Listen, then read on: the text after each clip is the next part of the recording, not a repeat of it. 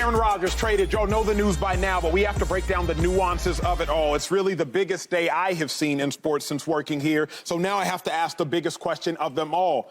Dave Helman, who is the biggest winner? When you were talking, I instantly thought, Kirk Cousins is actually the biggest winner of this all. Aaron Rodgers and the Packers have won the NFC North 8 times in his 15 years as a starter while he's out there healthy. So if you're now telling me that division's wide open, y'all do realize Kirk Cousins should be by far and away the best quarterback in that division. I understand Jared Goff had a really good season last year. Put some respect on Jared Goff. Had a really good season last year.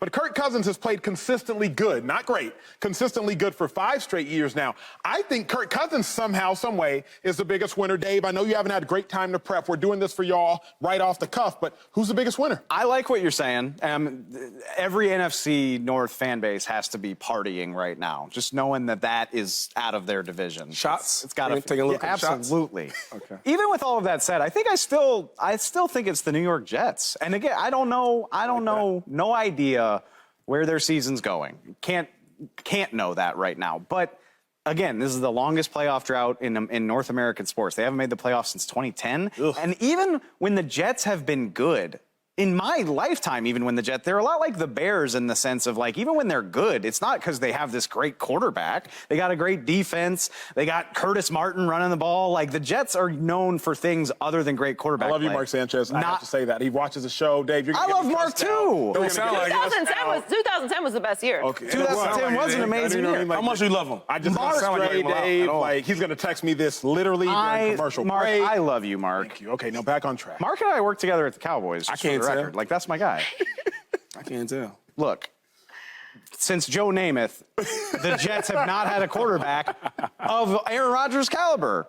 Hall of Fame caliber. You're right. Mark, I love you. Hall of Fame caliber quarterback. That's all I'm saying. So to get that, to associate that, it's kind of like Shady was saying, Tom Brady going to Tampa Bay. The Bucs have been successful in their own right for a lot of reasons, but not a Hall of Fame caliber quarterback attaching his brand to your team. I think that's got to be exciting for the Jets to say, hey, we've got a guy that we think we can lean on. It's the first time in a long time that's been the case. 2-5, biggest winner from the trade. Easily the Jets. I gotta go with the Jets. They get a franchise quarterback, right? They get a guy that they can really depend on and go out there. I gotta go out there and win. Well, I say it and games. it's mean. You say it and it's fine. I just said a franchise quarterback. I don't want to talk bad about Mark like you did. Anyway, and then like the Packers, like it's still. I think that when I look at that division, either the Vikings or Detroit. I don't even think about the Packers, right? But in the AFC East, I instantly think about the Jets, Bills, and Dolphins. That's going to be up for grabs. I can't just say who's going to be the number one in that division. So I got to go with the Jets. Now that in New York football, man, like football's better when the Giants, Jets are good. Yes, sir. You know what I mean? Cowboys, So now knowing that, I got to go with the Jets. Where you at on it? Gotta remind y'all, I was a Jets fan for 1 year.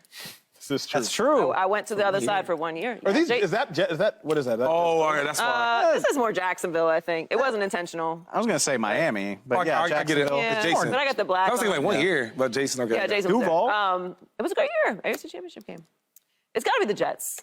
It has to be the Jets. I hear you, but, I mean, look, they didn't make the playoffs last year, the Packers.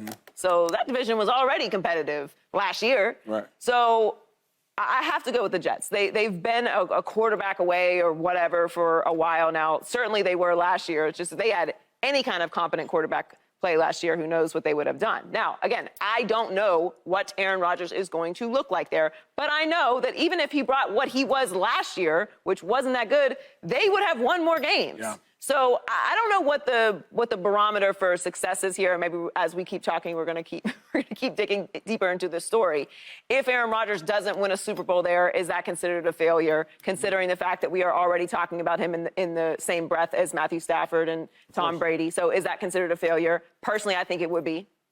I think it's a failure if he doesn't win a Super Bowl there. But maybe other people have different levels of standard for what we should expect from Aaron Rodgers. But the point is, the Jets are now able to have that conversation. They can say, if we don't win a Super Bowl this year, it's a failure. Y'all weren't even talking about the Super Bowl. Y'all were talking about the playoffs. It's wild to think So it has to be the Jets. They have someone who can put them in that conversation, and you know the rest of your roster is excited, is activated, The fan base is up. To Shady's point, everyone's going to do better work now because they know they truly have a chance. And whether, you can say you're professional, you should do that anyway, whatever. We're all human. Right. And you default to not doing that when you know you're not in that situation. Like, that's just the way it works. And I think a bigger part on that is, like, for Jordan Love, where you're in the locker room with him, you don't know what they expect. Right? Hopefully he does well. But Aaron Rodgers comes to the Jets, them guys in the locker room, they instantly believe, like, we gonna win this game. Why do you think so? We got Aaron Rodgers, right? Just that it factor. Have him there, that it factor. So I think it's gonna play a big role with that team. Shady, you know what else is funny? You said something like 40 minutes ago, and I didn't talk about it then. Briefly want to talk about it now going to break. When you know there's always somebody worse than you on one side of the ball, you good. Because regardless of how bad a Jets offensive player played last year, you always knew Zach Wilson the one getting cussed out on Monday Film. Like, Joe Flacco the one getting cussed out. Mike White the one getting cussed out. Like, regardless of how bad you are, you know there's somebody worse. But Shady brought up the point. With Aaron Rodgers present now, nobody can hide. Nobody can hide. There is no hiding. Every Jets offensive player must realize they don't want to be the weak link. And making sure you're not the weak link is what I think will make the Jets as strong as possible. Subscribe here to get the latest from Speak, and go watch a few segments from our other shows on FS1.